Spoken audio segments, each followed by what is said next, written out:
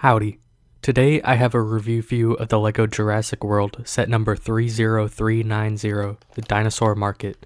This set comes with 34 pieces, 1 minifigure, and retails in the United States for $5. Let's get into it.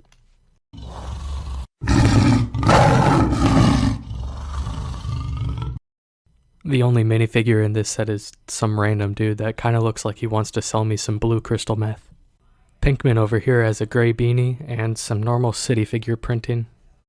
His secondary face has an angry look to it. Overall, I'm just kinda confused about why they put this in the set. I've never seen the movie, so maybe the unnamed character is important.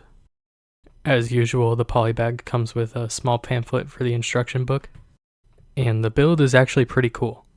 For some reason though, it comes with a dinosaur instead of blue crystal meth. I guess LEGO's just trying to keep their family-friendly image. Overall though, it's nicely constructed, and I would recommend it. I was hoping that the first Breaking Bad set would be the RV though, but this is cool. Jessie, stop playing with your Lego set. We need to cook. Sorry, Mr. White. What the fuck was that? But seriously, this set's actually kinda cool. It comes with a little baby dinosaur. I guess it's either a velociraptor or maybe a T-Rex. One of you guys can tell me in the comments.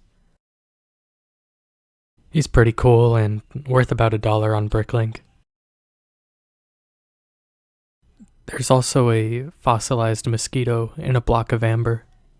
I haven't seen Jurassic World, but I know in Jurassic Park the mosquito is used to recreate the DNA of dinosaurs. Not sure if that's the same case here, but I'm just gonna say it is. This set is just kind of a what you see is what you get. My final verdict is that I think it's pretty cool. Thank you for watching this quick review. If you enjoyed it, leave a like and let me know in the comments. Also, don't forget to subscribe. See ya.